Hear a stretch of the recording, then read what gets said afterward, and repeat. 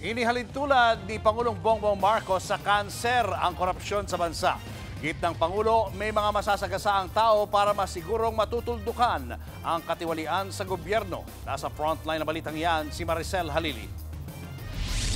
Paskong Pasko na ang feel sa loob ng Malacanang Hall na may mga pinailawang Christmas tree. Nang magtalumpati si Pangulong Bongbong Marcos sa year-end fellowship, problema pa rin sa korupsyon ng kanyang bukang bibig. Inihalin tulad niya pa ito sa nakamamatay na sakit. And when you have to excise a cancer out of such a complicated system, you need to do some very major surgery. And to do that, and when you do that, you will bleed. Partikular na ine-imbestigahan ngayon ang kinurakot na trilyong-pisong flood control projects. Nakakaladkad dyan ang mga matataas na opisyal, kabilang ang mga kongresista at senador na umano'y kumikback ng bilyong-bilyong piso.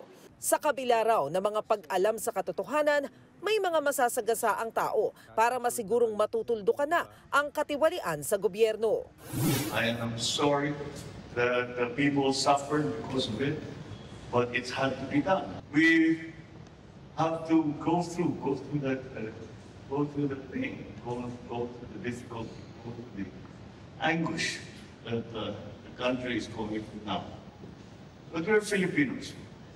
We may be bleeding now, but we will also heal very, very quickly.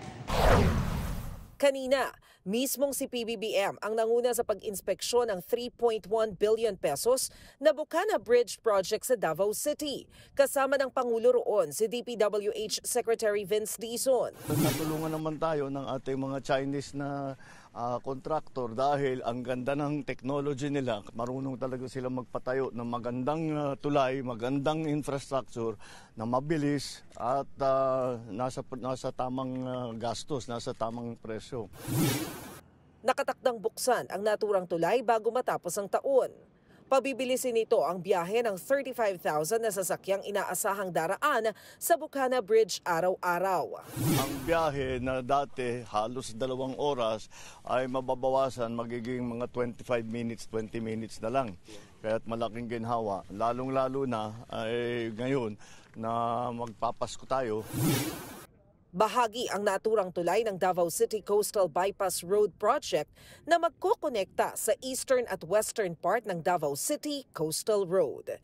Nagbabalita mula sa Frontline, Maricel Halili, News 5. Mga kapatid, Julius Babaw po. Para sa komprehensibo at makabuluhang balitaan at talakayan, mag-follow at mag-subscribe na sa social media pages ng News 5.